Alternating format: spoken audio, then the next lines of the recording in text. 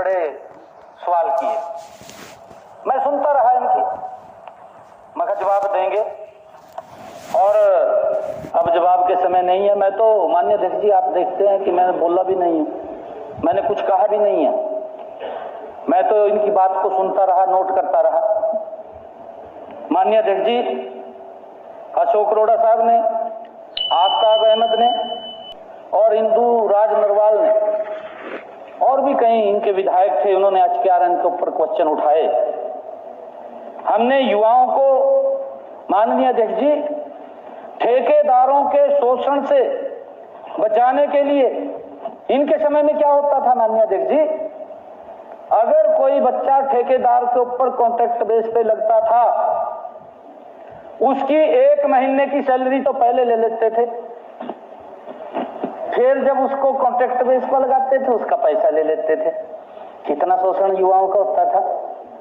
उनको पूरा पैसा नहीं माननीय अध्यक्ष जी मिलता था, पूरा मानदेय नहीं मिलता था, हर महीने 1 महीने की सैलरी देनी पड़ती थी, लगातार 3 महीने तक, 4 महीने तक। और कई बार तो माननीय अध्यक्ष जी ये हालात थे, 1 महीना काम करवाया और लास्ट के दिनों में उसको बाहर कर दिया, दूसरे को रख लिया, उसको पैसा भी नहीं दिया। इस प्रकार का शोषण माननीय अध्यक्ष जी इनके समय के अंदर ठेकेदारी प्रथा में होता था। हमने उसको बचाने के लिए कौशल रोजगार निगम का गठन किया। माननीय अध्यक्ष जी, भी किसी युवा के साथ अन्याय ना हो, उसको पूरा सम्मान मिले, और उसको लेकर के हमने कौशल रोजगार निगम गठित किया। इसके रोल पर आने से पहले जो पीड़ा युवाओं को सहन करनी पड़ती थी, माननीय अध्यक्ष जी, उस पीड़ा से हमने बचाया। किसी भी जो ठेकेदार के ऊपर लगे हुए थे, किसी का EPF नहीं कटता था, किसी को EIC का लाभ नहीं मिलता था। माननीय अध्यक्ष जी, वो जाते थे, आ जाते थे, ऐसी स्थिति थी। और लोग कहते थे युवा हमारा, क्योंकि प्रथा इस प्रकार की उन्होंने की हुई थी कि भाई हमें कॉन्ट्रैक्ट बेस पर ही लगवा दो, कॉन्ट्रैक्ट बेस पर ही लगवा दो। किसी को 8,000 मिलते थे, किसी को 6,000 मिलते थे, किसी को 9,000 मिलते थे। ये इनके हालात थे। युवाओं को इतना शोषण होता था। ये बेरोजगारी की बात करते हैं, ये HKRN के ऊपर माननीय अध्यक्ष जी क्वेश्चन उठाते हैं, उंगली उठाते हैं। इनको कोई अधिकार नहीं है ये इस प्रकार की बातें करने। ये यहां बैठते तो मैं इनको पूरा ही न दिखाता। अब मैं ये तो यही कहूंगा अध्यक्ष जी, लुक गए जाएगा ये हरियाणा प्रदेश के जनता में लुकोने वाले आगे, इनको बाहर नहीं दिखाएंगे। आदरणीय अध्यक्ष जी, हमने 2019 में अपने चुनावी घोषणा पत्र में सरकारी नौकरियों में ठेकेदारी प्रथा को बंद करने का संकल्प लिया था। माननीय अध्यक्ष जी, मुझे खुशी है कि हमने HKRN का गठन करके उस संकल्प को पूरा किया है, युवाओं को पूरा सम्मान दिया है।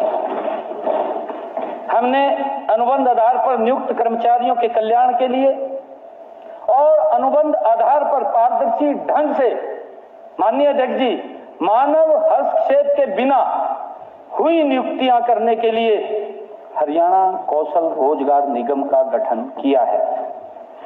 निगम के पोर्टल पर उम्मीदवार की शिक्षा, अनुभव, हर चीज के नंबर हैं माननीय अध्यक्ष जी, और इन्हीं नंबरों के आधार पर कंप्यूटर से उम्मीदवारों की लिस्ट निकलती है जिनको हम HKRN में नियुक्त करते हैं। माननीय अध्यक्ष जी, निगम के तहत लगाए गए सभी अनुबंधित कर्मचारियों को EPF भी मिलता है, ESI का लाभ भी मिलता है, लेबर वेलफेयर फंड की सुविधा भी मिलती है। यही नहीं, कर्मचारियों का वेतन निगम द्वारा डायरेक्ट उनके बैंक के खाते के अंदर पहुंचाने का काम ये हमारी सरकार पहली बार किया है। नहीं तो उनको ऐसी कैश पकड़ा देते थे, आधे पैसे अपने पास रख लेता था ठेकेदार, आधे को न दे देता, वो भी बोलता नहीं था, इतना शोषण होता था।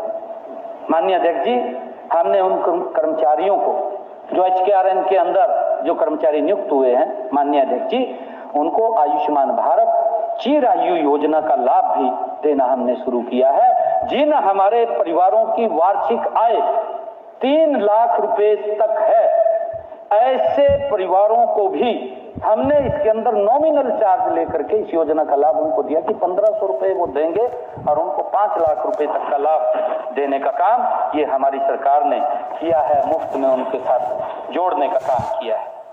माननीय अध्यक्ष जी, निगम द्वारा भर्ती किए गए युवाओं के लिए हमने सालाना 10 आकस्मिक अवकाश और 10 मेडिकल अवकाश का प्रावधान भी हमने हमारी सरकार ने किया है।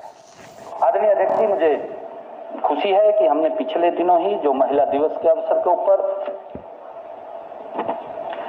हर महीने एक अतिरिक्त विशेष अवकाश का प्रावधान भी हमने उसके अंदर किया है। महिला कर्मचारियों के लिए मातृत्व अवकाश की सुविधा भी हमने दी है।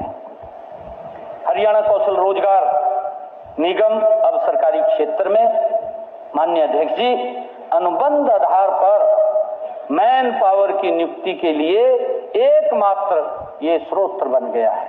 कहीं किसी विभाग के अंदर किसी को किस प्रकार का स्किल व्यक्ति चाहिए, हमारे पास HKRN के पोर्टल के ऊपर पूरा का पूरा डाटा है। हम तुरंत वहां से उठा करके बिना किसी भेदभाव के उस विभाग को भेज देते हैं।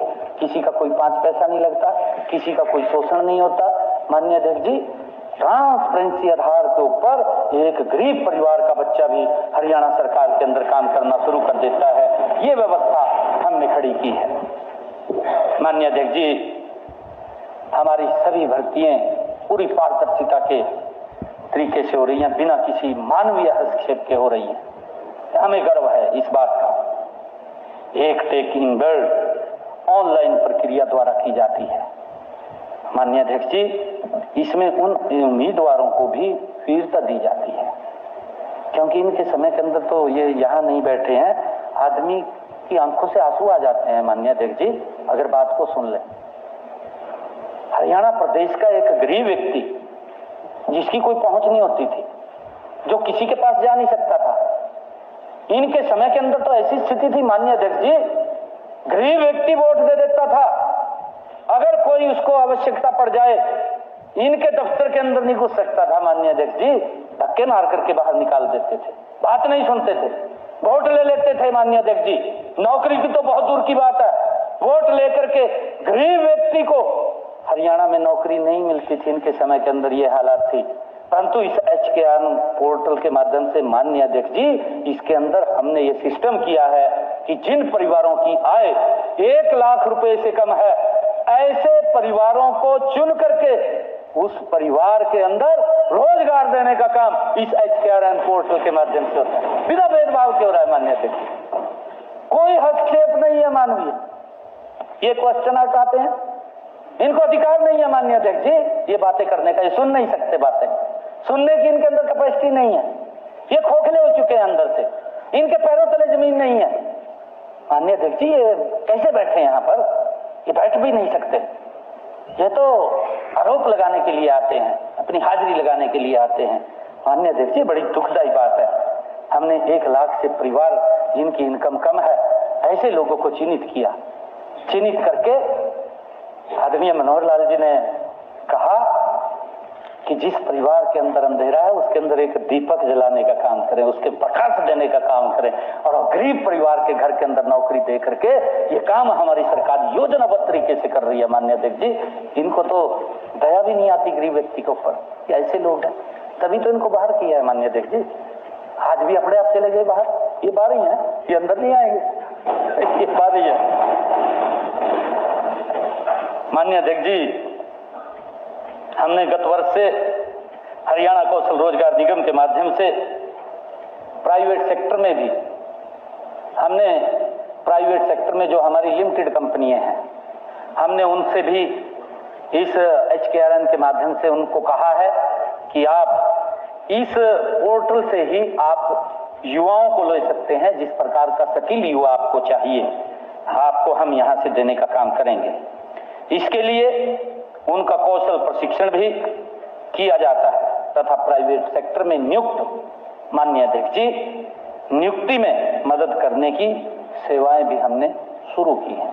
हमने उनसे बातचीत की है। कि आप हमारे HKR आन सकते हैं, हमारे हरियाणा के लोगों को वरीयता उसके अंदर मिलेगी। माननीय अध्यक्ष जी, हमने पहले विधानसभा सत्र में ही अनुबंधित कर्मचारियों और तकनीकी शिक्षा, अतिथि शिक्षाएं और कॉलेज के एक्सटेंशन लेक्चरर व अतिथि अध्यापकों को की सेवा सुरक्षा भी हमने प्रदान की है। हमने पीछे कहा था माननीय अध्यक्ष जी। माननीय अध्यक्ष जी, जो सीटी की बात है उसके ऊपर भी इन्होंने काफी क्वेश्चन उठाए हैं। हमारे कुलदीप वत्स जी विधायक, श्री बलवान सिंह जी दौलतपुरिया,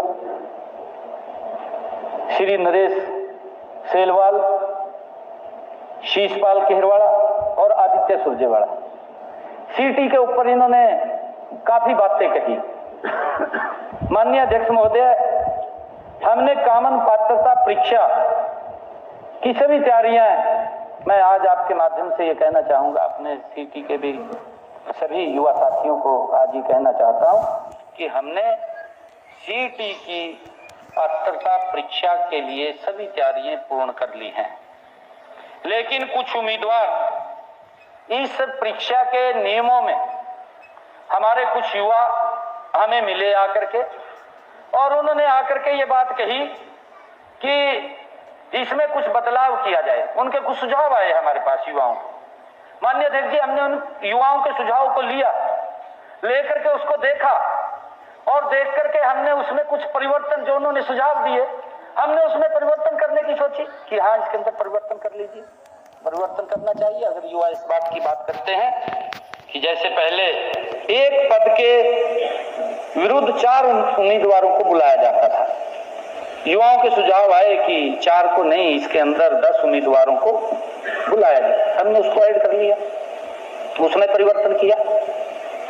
अब एक पद के विरुद्ध 10 युवाओं को जो उन्होंने सुझाव दिए, हमने उसको उसके अंदर शामिल किया है। आदरणीय अध्यक्ष जी, हमने नए नियमों व मानदंडों के अनुरूप इस परीक्षा की तैयारियां जोर शोर से की जा रही हैं और मैं आपको बताना चाहता हूं कि हम सीटी का पेपर मई माह में आयोजित कर लिया जाएगा। हम उसकी तैयारी में मजबूती से लगे हुए हैं। ये जो बात बोल रहे थे